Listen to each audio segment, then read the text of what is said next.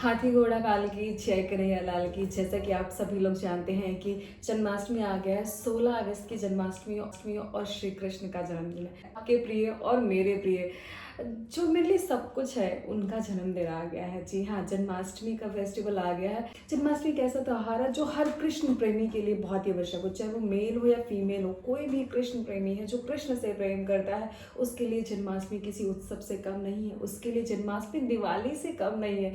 इतना महत्वपूर्ण है ये त्योहार। तो जन्माष्टमी हम कैसे मनाएं, क्या करें क्या ना करें, कृष्ण भगवान को कैसे खुश करें। वैसे तो वो अपने भक्तों का बहुत ही ख्याल रखते हैं, लेकिन जन्माष्टमी पर उनके भक्त उनका ख्याल कैसे रखें, उनके बर्थडे पे उनकी पूजा कैसे करें, उनकी आराधना कैसे करें, कैसे उनको ये फील कराएं कि कृष्ण ही हमारे लिए सब कुछ है। तो आइए जानते हैं। बचपन से ही आपने कृष्ण जन्माष्टमी, कृष्ण जन्म की कथाएं सुनेंगे। कैसे कैसे कारावास में श्री कृष्ण का जन्म हुआ, कैसे कारावास के सारे ताले टूट गए जब श्री कृष्ण का जन्म हुआ, कैसे आए कृष्ण।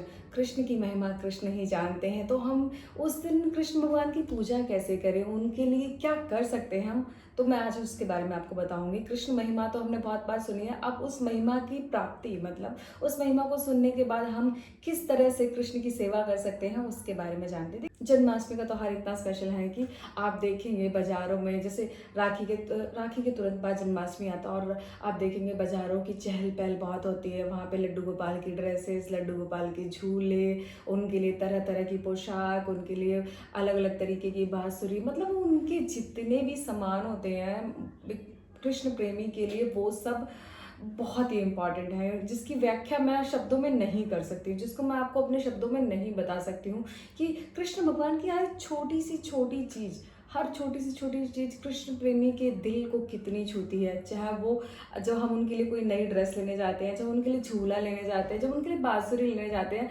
मतलब आपने देखा होगा आजकल तो मार्केट में श्री कृष्ण भगवान के लिए बहुत, मतलब हर चीज़ आ गई है। चप्पलें तक उपलब्ध है उनके लिए, इतनी सुंदर सुंदर प्यारी प्यारी जूतियाँ मिलती हैं कृष्ण भगवान के लिए।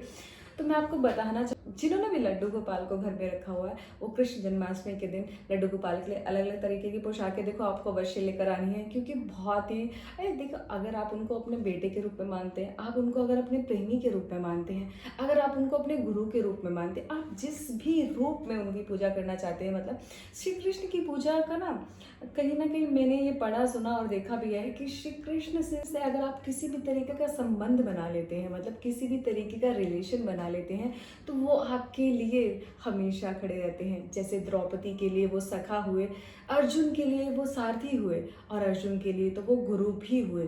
आप कृष्ण के साथ जिस भी तरीके का संबंध रखते हैं, मतलब जिस भी तरीके का आपका कृष्ण के साथ संबंध है, रिलेशन है, वो उसी रूप में आपका साथ देते हैं। जी हाँ, वो उसी रूप में आपकी पूजा भी स्वीकार करते हैं। अगर उनको आप बाल गोपाल के रूप में पालते हैं, बाल गोपाल के रूप में उन्हें रखते हैं, अपने पुत्र की तरह रखते हैं, तो आपको जन्माष्टमी वैसे ही मनाना है जैसे आप अपने बच्चे का जन्मदिन मनाते हैं। जी हाँ, आप कितनी तैयारियां कर सकते हैं उसके लिए। अब क्या करते हैं अपने बच्चे के जन्मदिन के लिए, आप उसके लिए नए कपड़े लेकर आते हैं, आप उसके लिए नए खिलौने लेकर आते हैं, आप उनके लिए एक तरह तरह के पकवान बनाते हैं, आप उनके लिए उनकी पूजा करते हैं। कई घरों में तिलक होता है ना, अगर आपके बेटे का बर्थडे है तो घर में तिलक जरूर किया जाता है, उसकी रक्षा की कामना की जाती है। तो आपको इसी तरह जन्माष्टमी पर अपने पुत्र रूप में अगर आप श्री कृष्ण की पूजा कर रहे हैं तो ये अवश्य करना। और जो लोग भी श्री कृष्ण को पुत्र के रूप में घर में रखते हैं, वैसे तो जन्माष्टमी का व्रत सबको रखना चाहिए। हमारे शास्त्रों में, मतलब भविष्य उत्तर पुराण के अंदर ऐसा कहा गया है कि जो भी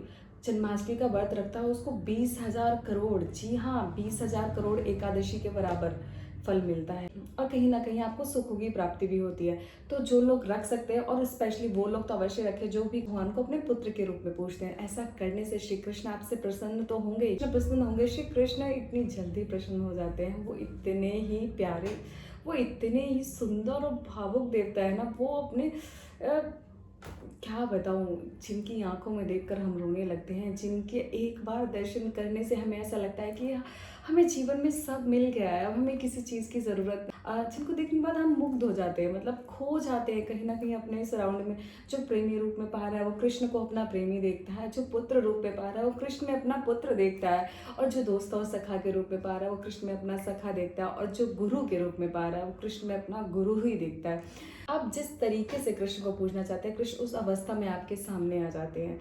तो आपको और क्या करना है, आपको जन्माष्टमी का व्रत तो रखना ही देखते, वो कंपल्सरी नहीं है, बट अगर आप रखते हैं तो बहुत ही अच्छा है। आप कृष्ण प्रेमी हैं तो आपको अवश्य रखना चाहिए। जैसे काफी सालों से मैं भी रख रही हूँ, जब मैं श्री कृष्ण को मानने लगी, उनको पूजने लगी हूँ, लड्डू गोपाल मेरे घर में भी रखे हुए, उनका जन्म महोत्सव हर साल मैं भी मनाती हूँ और वो दिन मेरे लिए भी बहुत ही स्पेशल होता है। कृष्ण मेरे लिए मेरे प्रेमी भी हैं, कृष्ण मेरे लिए मेरे सखा भी हैं, कृष्ण मेरे लिए मेरे गुरु भी हैं, मतलब मेरा श्री कृष्ण मेरे लिए तो मेरे सब कुछ श्री कृष्ण है।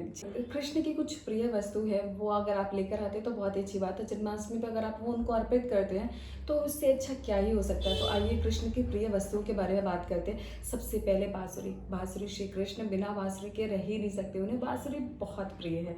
अगर आपके जीवन में बहुत सारी कठिनाई चल रही है, आपको समस्याओं का समाधान नहीं मिल रहा है, थक गए हैं आप अलग अलग मंदिरों में चले गए हैं, अलग अलग धर्मों के पवित्र स्थानों पर चले गए, लेकिन आपकी समस्या का निवारण नहीं हो पा रहा है, तो ऐसे में आपको क्या करें, सिर्फ एक बांसुरी जन्माष्टमी के दिन अगर लाकर आप श्री कृष्ण राधा कृष्ण मंदिर में श्री कृष्ण के चरणों में अर्पित करते हैं, ऐसा करने से और वहाँ चरणों में अर्पित करते समय आपको अरदास श्री कृष्ण के साथ साथ राधा रानी से लगानी है कि हे राधे, इनको बोलिए मैं इस समस्या में फंसा हुआ हूँ या मेरी ये कामना है, इसको पूर्ण कीजिए। देखिए कैसे राधा रानी आपके कार्य सिद्ध कराती हैं। और हाँ, अगर किसी के प्रेम विवाह में कोई दिक्कत आ रही है या किसी के रिलेशनशिप में अगर इशू आ रहे हैं, देखिए बांसुरी का काम क्या है, मधुर वाणी सुनाना, मधुर सुर निकालना। यदि आपके रिलेशनशिप में किसी भी तरीके का इशू आ रहा है तो आप अगर श्री कृष्ण को आप बांसुरी अर्पित करते हैं तो इससे आपका जो रिलेशनशिप है वो अच्छा होता है, आपके रिलेशनशिप में प्रेम प्यार और अधिक बढ़ता है, रोमांस बढ़ता है। जी हाँ, और वहीं श्री कृष्ण भगवान को इत्र भी बहुत प्रिय है, उनको खुशबू से तो इतना प्रेम है, उनको आप तरह तरह के पुष्प चढ़ा सकते हैं, कोई भी आप सुंदर पुष्प उनको अर्पित कर सकते हैं। और श्री कृष्ण को गुलाब अर्पित करिए, सुंदर पुष्प अर्पित करिए, किसी भी तरीके का सुंदर पुष्प अर्पित करिए, तो इससे क्या होता है, आपके फेस का ग्लो बढ़ता है। जी हाँ, अगर आप अपने जीवन में सुंदर दिखना चाहते हैं, अच्छे दिखना चाहते हैं, तो आप श्री कृष्ण को तरह तरह के फूल अर्पित कर सकते हैं, जिसमें गुलाब भी हो सकता है और सफ़ेद रंग का कोई भी फूल हो सकता है। और वहीं अगर श्री कृष्ण को हम बात करें, फूलों के साथ साथ खुशबू भी बहुत पसंद है, अगर आप उनको इत्र अर्पित करेंगे तो इससे क्या होगा, आपके सौभाग्य में वृद्धि होगी और आपको फेम की प्राप्ति होगी। देखिए जो श्री कृष्ण भगवान को कौन नहीं जानता, ऐसा उस महाभारत काल में कौन नहीं था जो श्री कृष्ण के नाम को नहीं जानता था। सभी श्री कृष्ण को जानते थे और सभी जानते थे क्योंकि उनका ऑरा इतना क्लीन है, उनका ऑरा इतना अच्छा, जो उनके ऑरा में आता है वो मंत्र मुग्ध हो जाता है। तो कहीं ना कहीं श्री कृष्ण की ऑरा इतना क्लीन होने का रीज़न कहीं ना कहीं उनकी वो सुगंध भी थी, वो जहाँ भी जाते थे जिससे लोगों को पता चल जाता था ये कृष्ण आ गए हैं। तो ऐसे में आपको क्या करना है, श्री कृष्ण भगवान को एक इत्र की बोतल जरूर अर्पित करनी है। इत्र अर्पित करने से क्या होगा,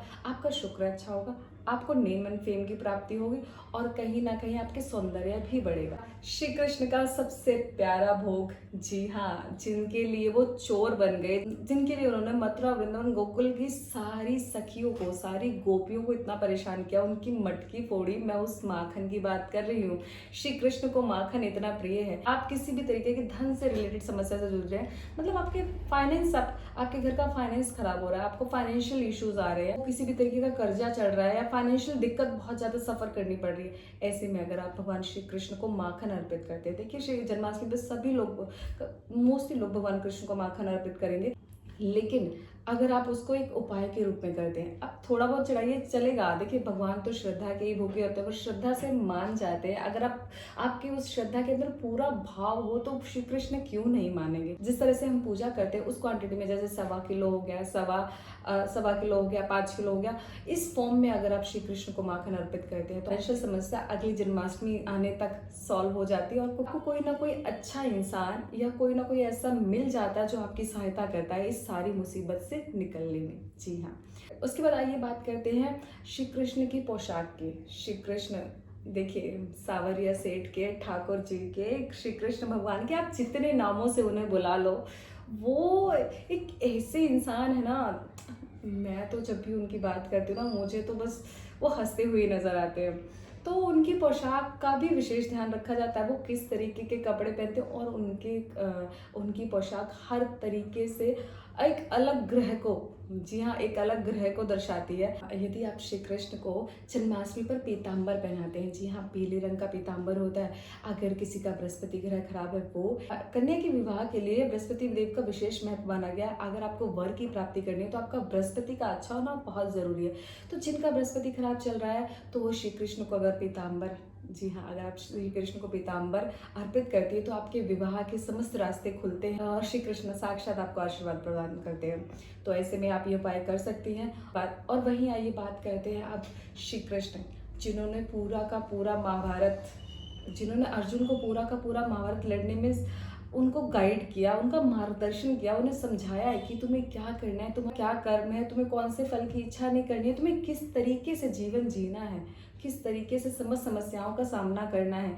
तो कहीं ना कहीं हम लोगों की भी एक समस्या होती है। हमारे घर में जो बच्चे होते हैं, छोटे बच्चे होते हैं, उनको भी आपने देखा होगा रात में वो सोते टाइम डर जाते हैं, या हमें किसी अपनी समस्या से बहुत भय लग रहा होता है, हमारे दिल में कहीं ना कहीं चल रहा होता है, हे भगवान मुझे इस मुसीबत से निकाल दो, मैं बहुत टेंशन में फंसा हूँ। मतलब अगर आपके जीवन में किसी भी तरीके का भय है, उस भय से मुक्ति पाने के लिए आप श्री कृष्ण को मोर पंख अर्पित कर सकती हैं। आप उसको 11 की फॉर्म में, 21 की फॉर्म में ऐसे कर आप श्री कृष्ण को अर्पित कर सकते हो। और मोर पंख तो आपको अवश्य, जी हाँ, अपने घर में अवश्य ही रखने चाहिए। ये नेगेटिव ऊर्जा को दूर करते हैं और श्री कृष्ण का आशीर्वाद आपको देते हैं और साथ साथ समस्त भय को खत्म करते हैं।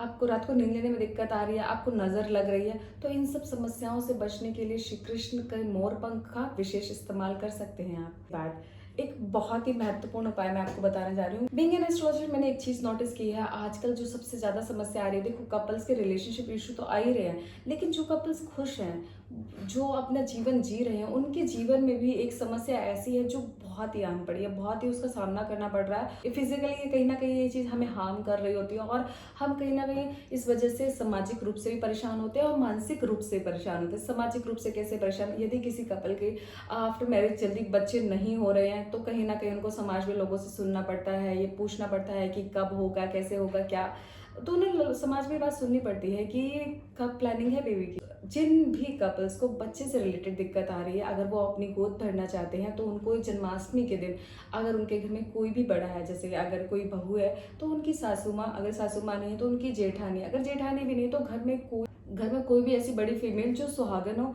वो अगर लड्डू गोपाल लेकर जन्माष्टमी के दिन अगर वो लड्डू गोपाल से उस महिला की, जिनको भी पुत्र प्राप्ति या पुत्री प्राप्ति की कामना है, या उनको कामना है कि उनकी संतान हो जाए, अगर उनकी गोद भराई की जाती है, उनकी गोद में लड्डू गोपाल से गोद भराई करते हैं, तो उनको, मैं आपको बताऊं, मैंने अपनी लाइफ में विद इन 1 ईयर इस चीज़ के रिजल्ट देखे हैं। मैंने जिनसे भी ये उपाय करवाया है ना, मैंने विद इन 1 ईयर इस चीज़ के रिजल्ट देखे हैं। मैंने उन लोगों की गोद भरते हुए देखी है। देखिए, मैं लड़का लड़की की गारंटी नहीं लेना चाहूँगी और मैं इस चीज़ को मानती भी नहीं हूँ, लेकिन हाँ, मैं इस चीज़ को अवश्य मानती हूँ। अगर आप फिजिकली फिट है, ग्रह नक्षत्रों की वजह से, आपके किसी पुराने कर्म की वजह से अगर आपको संतान की प्राप्ति नहीं हो रही है, तो भगवान कृष्ण लड्डू गोपाल आपकी अवश्य गोद भरेंगे। एक बार आप लड्डू गोपाल के साथ जब दिन उनकी गोद भराई कीजिए और देखिए कैसे श्री कृष्ण आपको आशीर्वाद देते हैं। जब हमने जन्माष्टमी में बात कर ली श्री कृष्ण के लिए, आप श्री कृष्ण को क्या अर्पित करें, इससे आपको किस चीज की प्राप्ति होगी। अब मैं आपको बताना चाहूंगी, जो भी लोग जन्माष्टमी पर श्री कृष्ण का व्रत रख रहे हैं, अपने लड्डू गोपाल के लिए व्रत रख रहे हैं, तो उनको भोग में, लड्डू गोपाल के भोग में पंजीरी अवश्य सम्मिलित करनी चाहिए। जी हाँ, धनिया की पंजीरी बनती है और पंचामृत, ये जरूरी है। आप 56 भोग में हर तरीके का भोग रख सकते हैं, लेकिन अगर कोई भोग कंपल्सरी होता है उनकी पूजा में, मैं कहूँ कि जो जरूरी होता है वो है पंजीरी और पंचामृत। और हाँ, बिना तुलसी के, जी हाँ, भगवान कृष्ण का कोई भी स्वरूप, चाहे विष्णु रूप हो, लड्डू गोपाल हो या कृष्ण हो, कोई भी स्वरूप बिना तुलसी के भोग स्वीकार नहीं करता। तो गलती से भी भोग में तुलसी रखना मत भूलिएगा, तुलसी का विशेष ध्यान रखना है।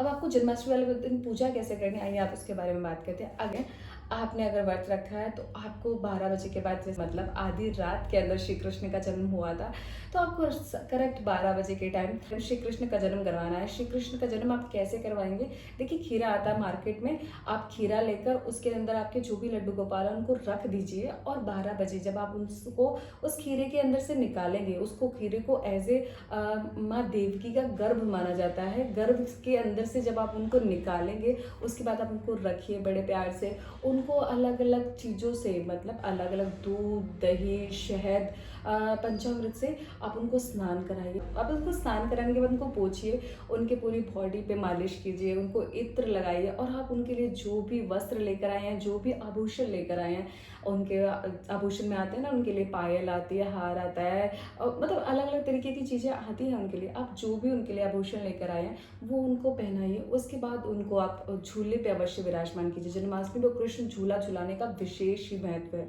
आप उनको आप तरह तरीके के लोकगीत गा सकते हैं, आप अलग अलग तरीके के गाने गा सकते हैं। आप श्री कृष्ण को झूला अवश्य झुलाइए, अवश्य झुलाइए। उसके बाद उनकी आरती कीजिए और उनको भोग अर्पित कीजिए। आप जिस भी तरीके का भोग लेकर आए, आप माखन, मिश्री, पंजीरी, चरणामृत, तरह तरह की मिठाइयाँ, आप जो भी भोग उनको अर्पित करना चाहते हैं वो उनको भोग अर्पित कीजिए। और आजकल तो लोग उनके नाम का केक भी बनवाते हैं और वो भी कट कराते हैं। तो जैसी आपकी श्रद्धा आप वो कर सकते हैं। वो बहुत ही, एक होता है ना कि आपके बच्चे का जन्मदिन है, आप कितनी खुशी मना सकते हैं वो मनाइए, बहुत ही खुशी का मौका है। तो मैं उम्मीद करती हूँ आप जन्माष्टमी बहुत ही हंसी खुशी से मनाएंगे और मेरी कुछ विशेष बातों का ध्यान रखेंगे। फिर मिलेंगे। Thank you so much. ऐसे ही मुझसे जुड़े रहिए। फिर मिलते हैं। धन्यवाद।